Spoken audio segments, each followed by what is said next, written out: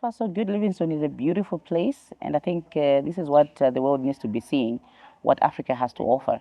So I'm really very grateful, and also I think it is different from what we saw last year when you didn't have water. Now the Vic Falls is up and running, so that's great also. But I'm sad to hear that the electricity hasn't still been sorted, but I think that is going to be sorted in the next coming weeks or months. But otherwise, so far so good.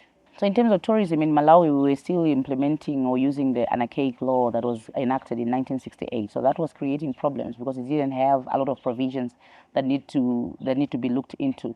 You know, as you may be aware, the tourism sector is an ever-changing sector, and you need to move with the times. But the law was unable to do that, so it was impeding on the growth of the sector.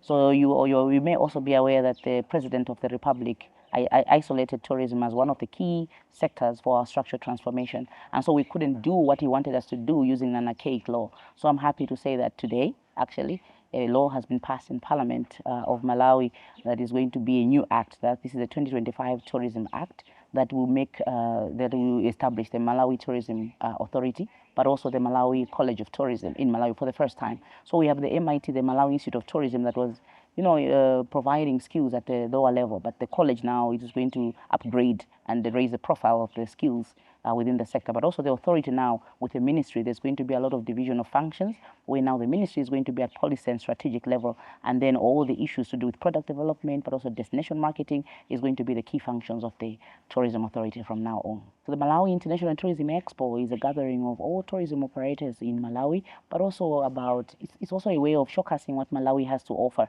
So I always tell people to say we are the warm heart of Africa, but we are unable to provide the warm heart of Africa package on our own. We need every other sector supporting us, the agriculture sector, the transport sector, water sector, but also trade and industry. And so when people come to Malawi, what is it that they're seeing? And so this is a place where now Malawians, business people, especially the small to middle scale business people, come to show us what they have.